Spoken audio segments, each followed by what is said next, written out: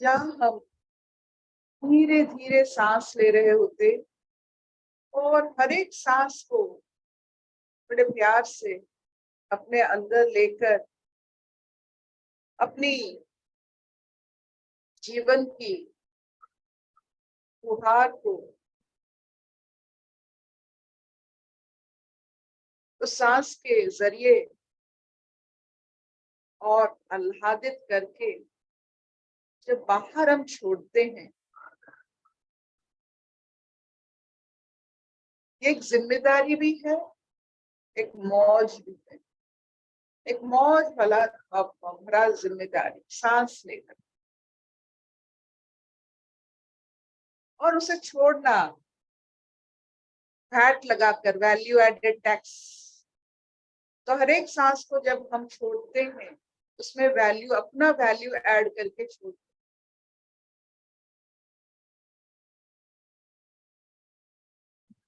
सांस ऑर्फन नहीं है, किसी का धरोहर नहीं, किसी से आया। तो विथ लॉट ऑफ रिस्पेक्ट, जिम्मेदारी उसे लीजिए और उसमें वैल्यू ऐड करके छोड़िए। और देखिए, आप जिस स्थिति में रहते हो उसी हिसाब से आपको सांस मिलेंगे।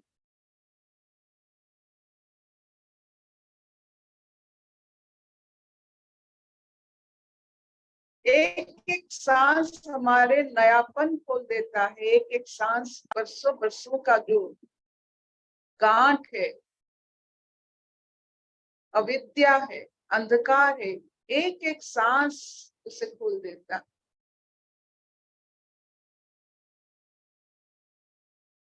जैसे रोशनी अंधकार दूर करता है, सांस हमारे ना समझ को, ना समझी को, गांठ को खोल देते।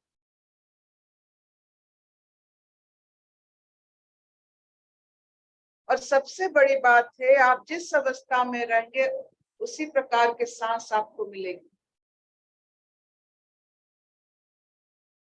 हमें ये सब पता नहीं चलता है, दिखता नहीं है।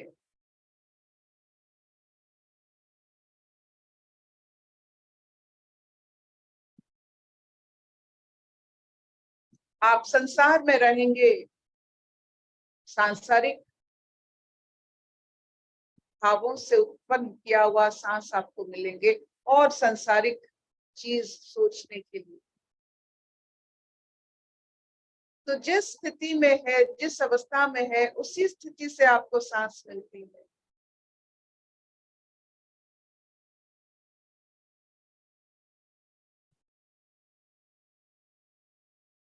कोई भी सांस ऑर्फन नहीं होता है, उसका सृष्टि करने वाला रहता है। पिता माता जैसे रहते हैं वैसे कोई भी सांस ऐसे ही नहीं निकला है, किसी से गुजरा है, किसी से प्रकट हुआ।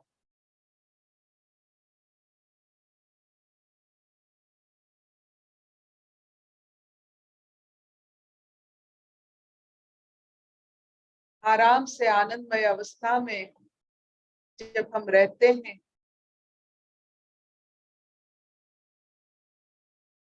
इस स्थिति में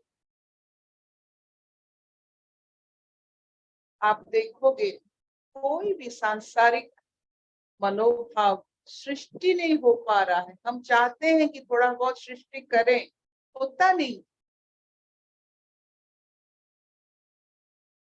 सब अच्छे लगते हैं,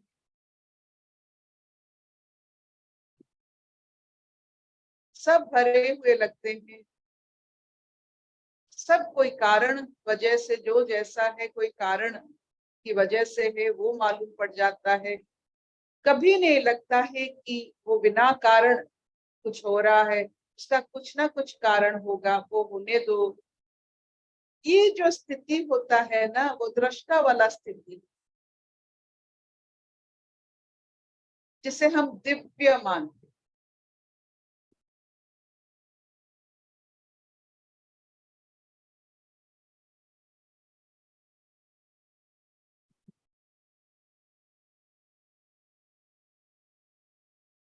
जब महाभारत युद्ध की हर एक पल की बात जब संजय जी बता रहे थे धृतराष्ट्र को अपनी दिव्य दृष्टि के कारण,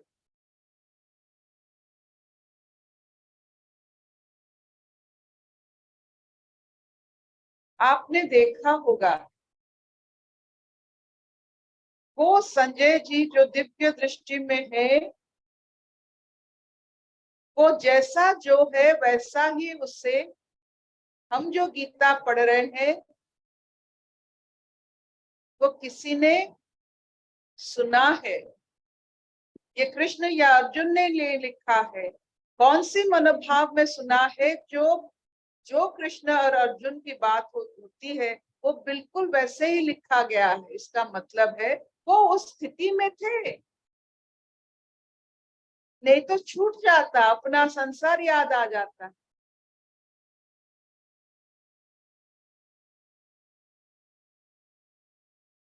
तो जब हम इस स्थिति में रहते हैं जहां ऐसे ऐसे सोच आते हैं, उसमें सांसारिक गुण अगर भर जाता है तो फिर सोच थोड़ा बहुत अलग हो जाता है।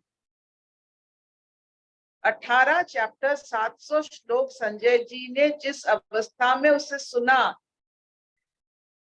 ये क्या दिव्य दृष्टि नहीं? वो तो ठीक है, एक शिष्य उस जगह पर जाना था चाहता है, गुरु भी जा रहा है, लेकिन वो जो वहां मौजूद ना होकर भी वो स्थिति में बरकरार रहे और कोई भी संसारिक शब्द उन्होंने कभी प्रयोग नहीं किया है। पूरा संजय जी की वाच में आप देखिए, ये तो संजय जी की वर्णना है, तो किसकी स्थिति मजबूत है? जैसे जैसे क्रिकेट चल रहा है, हम देख रहे हैं, बहुत सारे लोग नहीं देख पा रहे हैं, लेकिन कमेंटेटर जो बोलता है वो किस बारीकी से देखेगा ताकि वो बता पाएगा जो कुछ हो रहा है। तो हम क्या है, कौन सी स्थिति में संसार को देख रहे हैं, क्या कमेंट कर रहे हैं, कैसा कमेंटेटर है? अगर अगर मंगल ग्रह में कोई हमारा अपना होगा और हम धरती पृथ्वी के बारे में बताना चाहेंगे, क्या बताएंगे? हमारा कमेंट्री क्या है? हम दिन भर जो बात करते हैं इस संसार के बारे में, उसका तत्व क्या है? क्या हम दिव्य दृष्टि वाले हैं जो जैसा बन रहा है वैसा कहने की हमारे पास सोच शक्ति और विवेचना है?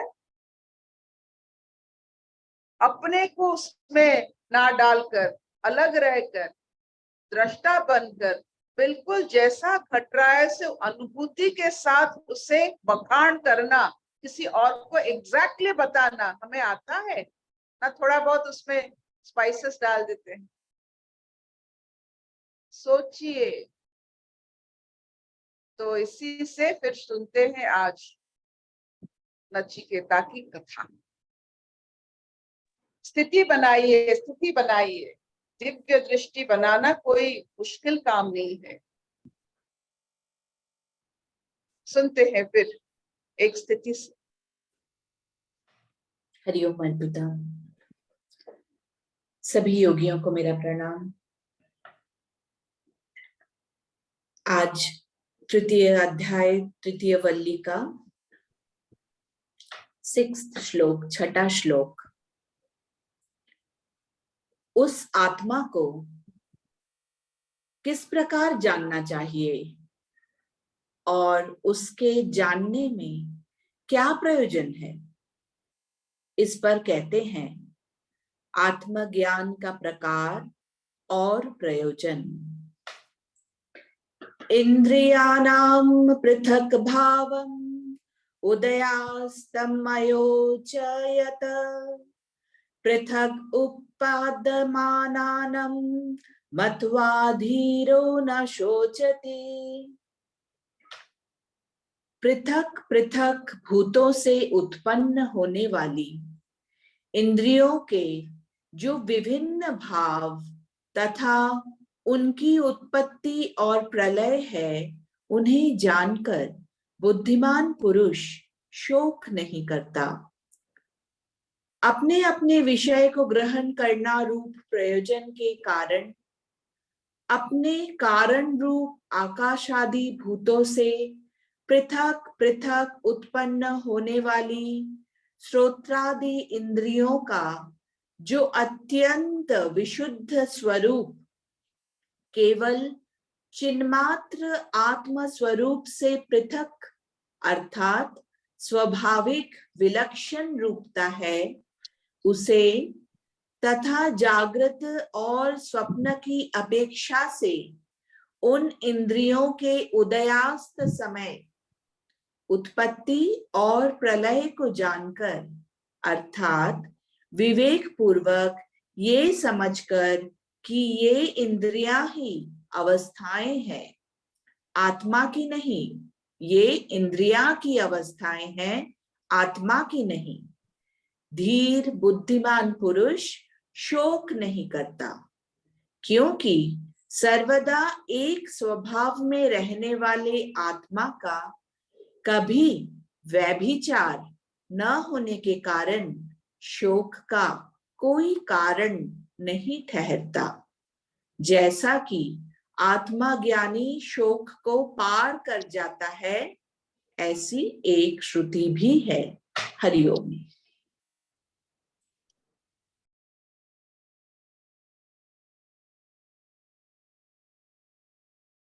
तो यहाँ आज की जो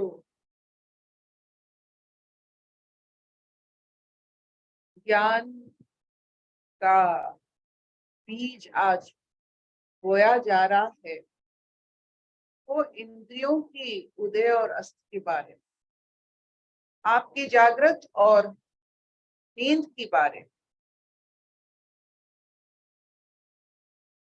इंद्रिय जब प्रखर हो जाते हैं तो हमें लगता है कि हम जागृत हैं। इंद्रिय जब सुप्त हो जाते, हमें लगा हम स्वप्न या नींद की अवस्था में।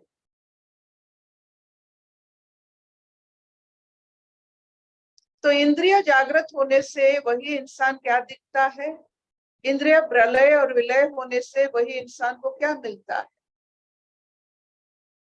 नींद में इंद्रिय सुप्त है, आपको क्या मिला, एक निरविच्छिन्न जो खत्म ना होने वाला सुकून। तो हमारे जीवन में ये जागृत और नींद की अवस्था में हमें पता चल जाता है कि इंद्रिय होने से क्या होता है, इंद्रिय विलय होने से क्या होता है।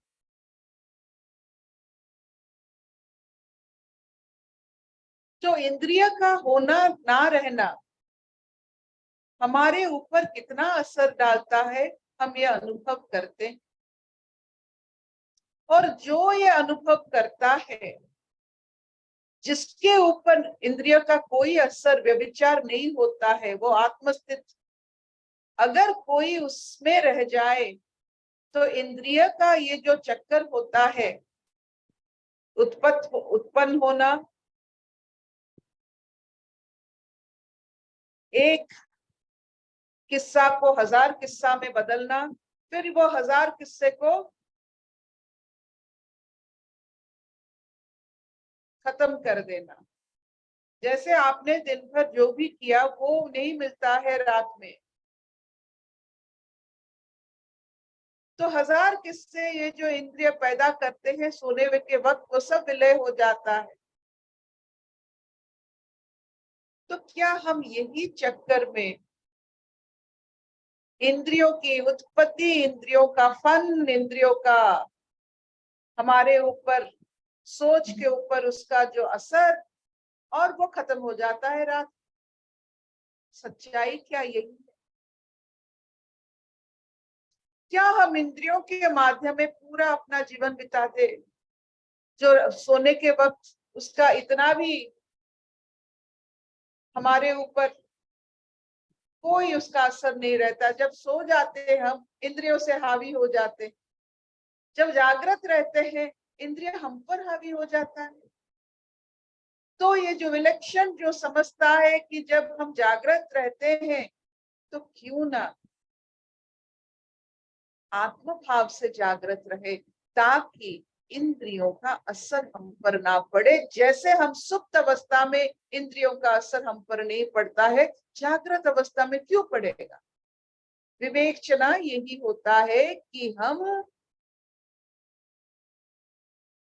ये प्रतिज्ञा करें अपने सदाचार और हमारे जो ऋषि परंपरा के कारण हम ये विश्वास करें कि हम इंद्रियों के ऊपर हावी हो सकते हैं, इंद्रिय हम पर नहीं। तो इंद्रिय के ऊपर जाना मतलब उससे झगड़ा नहीं करना, आत्म स्थिति में रहना, ताकि इंद्रिय की उत्पत्ति ना हो। जहां इंद्रियों की उत्पत्ति नहीं होता है वो ब्रह्म अवस्था है, आत्म स्थिति। सबसे बड़ी बात है, जो इंद्रिया रात में सोने के वक्त काम नहीं करते हैं वो जागृत अवस्था में कैसे कर सकते हैं।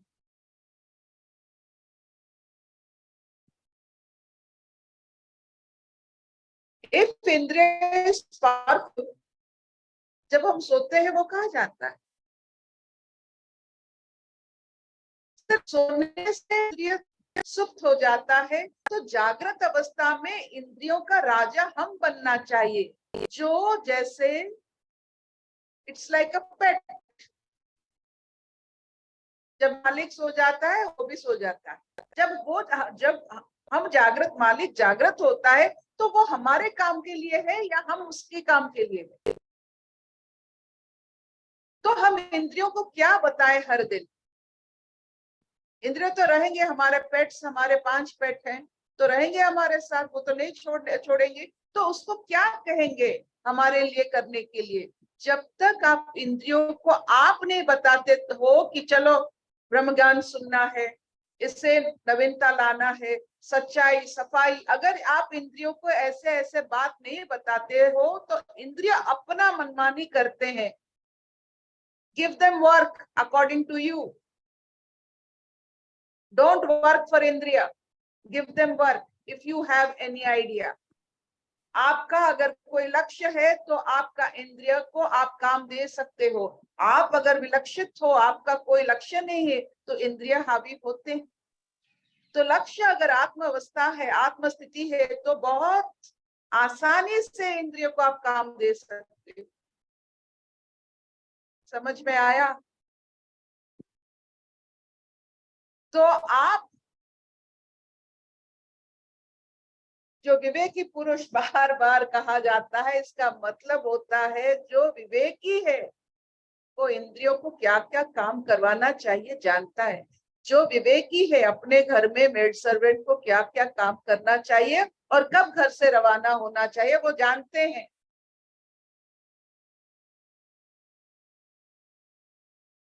लेकिन हमें मालूम नहीं है। आज हम इंद्रियों को क्या क्या काम दें। कभी आपने सोचा कि हमारा 3 धरोहर होते हैं जिसके ऊपर स्वास्थ्य निर्भर करता है। एक हुआ आपका न्यूट्रिशन, आपकी खाना, एक हुआ आपका व्यायाम, सूर्य के सामने व्यायाम, और तृतीय हुआ आपका नींद। ये 3 आपको स्वास्थ्य देते हैं।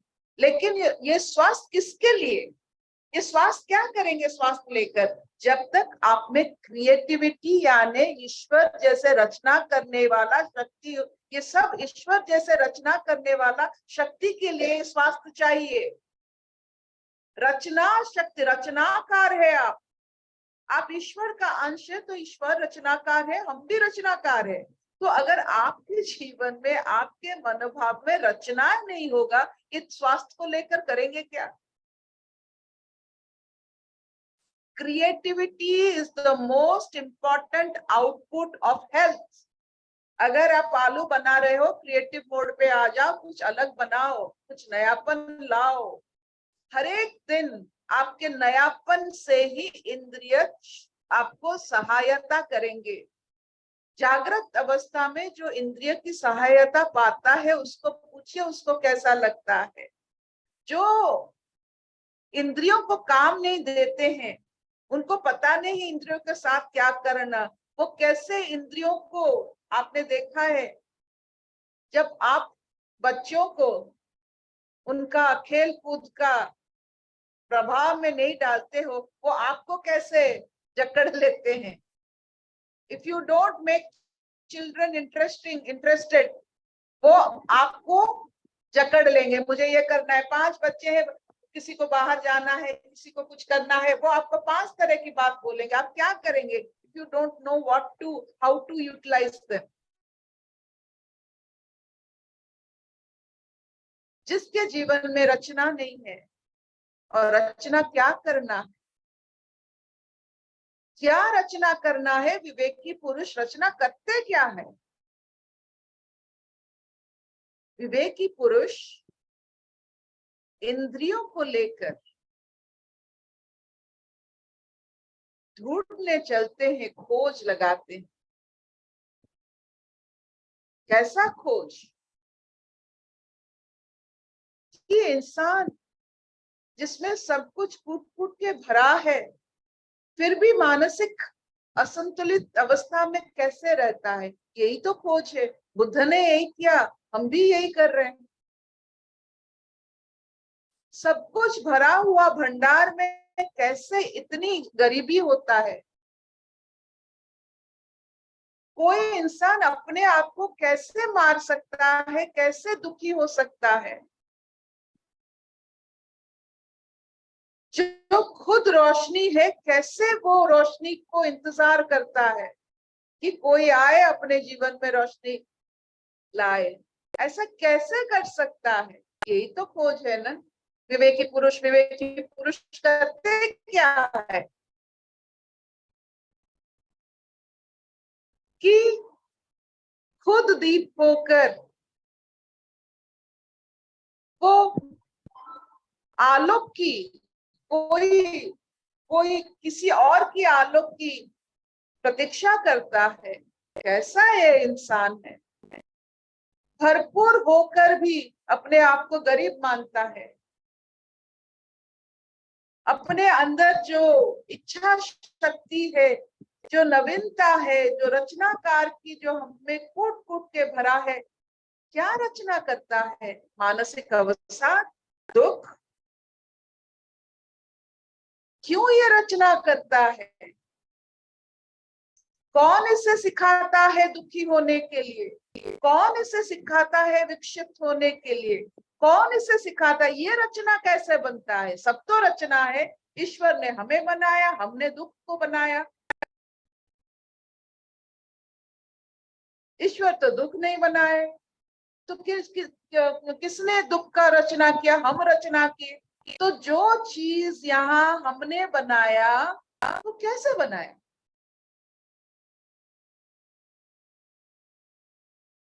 जो मैं की रचना हमने की, ईश्वर तो सबको बनाए, मैं तो कुछ नहीं था। तो ये जो मैं की रचना हमने की, वो कैसे की?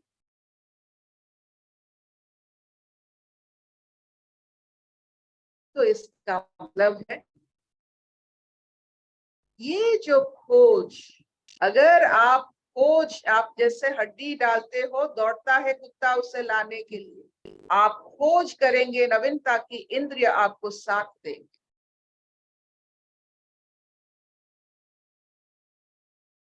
नहीं तो इंद्रिय आपको खोखला बना देंगे। आप उनको काम नहीं देंगे तो आपको खा जाएंगे।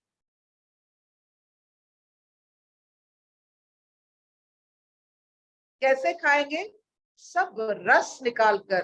तो जो मानसिक अवसाद में, जब हम डिप्रेशन में रहते हैं, इसका मतलब बहुत दिनों से इंद्रिय को हमने काम नहीं दिया।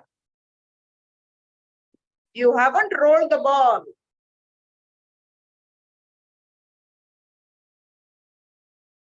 इतना चलेगा।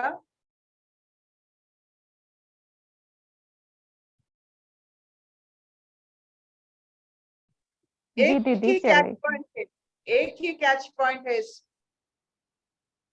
अगर इंद्रिय इतना सुदृढ़ है, जब हम सोते हैं वो कहाँ जाता है? सोने से इतने सूक्ष्म अवस्था में वो कुछ नहीं करता। जब हम दृढ़ होते हैं, इंद्रिय भी हमारे साथ दृढ़ हो जाता है। क्या करें उसको? उसको काम दे। एक ही काम, ये खोजना, ढूंढना, नवीनता। कोई भी कुछ करता है, वो चाहे चावल से कंकड़ निकाले, सब इंद्रिय इसमें जुड़ जाते हैं, इसीलिए कंकड़ निकल जाता है। अगर इंद्रिय आपको साथ नहीं,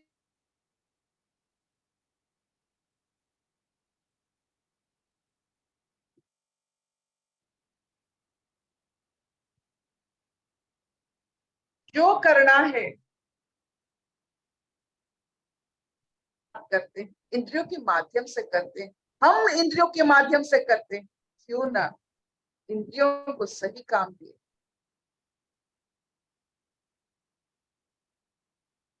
और इंद्रियों का काम है रचना में आपको सहायता करना, क्रिएटिविटी। आप क्या बनना चाहते हो? First you must know what you want to be. कि हम आत्म स्थिति में रहना चाहते हैं। First you find out what you want to be. अगर आत्म स्थिति में आपको रहना है, इंद्रिय आपके लिए उसी के लिए काम करेंगे। लेकिन आपको पता नहीं कौन सी स्थिति में, और उस आत्म स्थिति में जाने के लिए हर पल आपको क्या करना है। How have you added every day for towards going towards आत्म स्थिति? सत्संग करते हैं, बातें करते हैं, कर्म में लगाते हैं, थोड़ा बहुत अपने जीवन में एक्सपेरिमेंट करते हैं। ये जो आप आहिस्ता आहिस्ता आहिस्ता रचना करेंगे, इंद्रिय आपकी साथ दे। क्या रचना करते हैं? आप खुद को रचना करते हैं। जो अभी है, आपकी सोच के वजह से वो रचना होती जा रही है।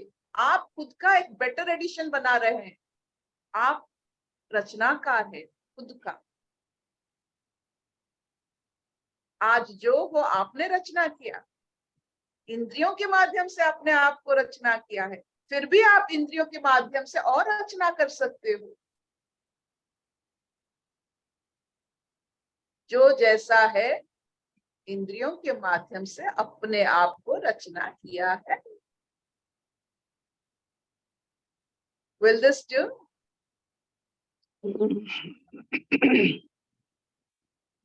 हाँ मामा। आनंद लीजिए। You have 5 pets, 5 इंद्रिय, 5 पेट्स है। तो 5 भूत का प्रमाण है। आंख लौ का, अग्नि का प्रमाण। आपका रस जल का प्रमाण है। कर्ण वायु का प्रमाण है। तो 5 भूतों को संग्रह करने वाला आपके लिए, वो अपना काम करना चाहते हैं, आप उसको दिशा नहीं दिखा पा रहे हो।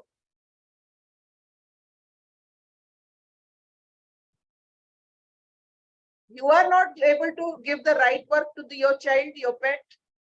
वो क्या करेंगे? और सबसे बड़ी बात है, ये इंद्रिय बढ़ेंगे नहीं, वो आपके पेट ही रहेंगे, कभी मालिक नहीं बन सकते। जिसके घर में कुत्ते के अनुसार खाना बनता है और सब उसी के साथ खाते हैं, उससे अज्ञानी और कौन हो सकता है?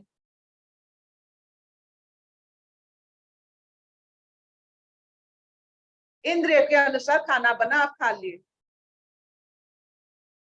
बिल्ली ये खा रही है, हम भी यही खाएंगे। बिल्ली का खाना, कुत्ते के खाना।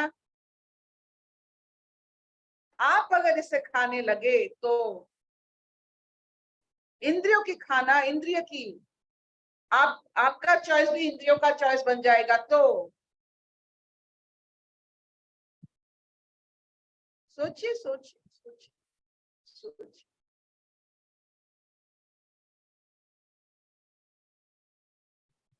यम ब्रह्मा वरुण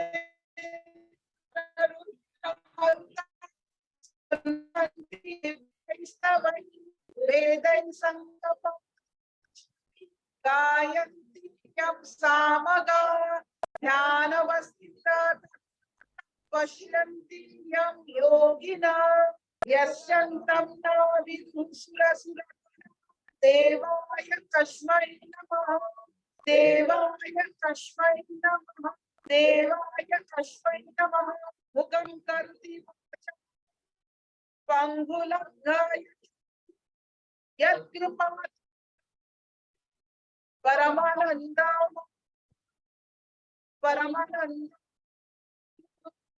परमानन्दं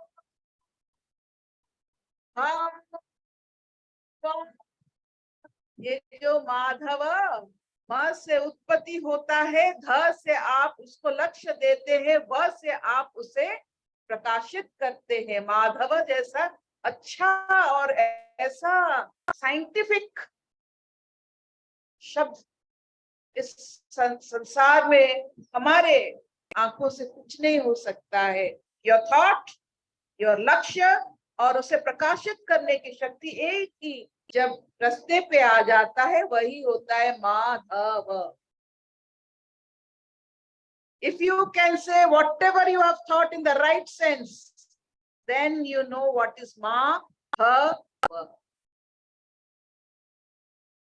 कृष्ण की हर नाम, नारायण के हर नाम, जिन्होंने हजारों नाम जिसके लिए रखा है, हर नाम में बहुत सारे क्रिया होते हैं हमारे जो सोच ट्रांसप्लांट कर सकता है।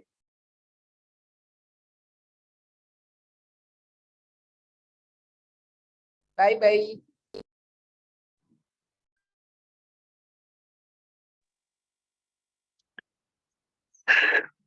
Bye bye.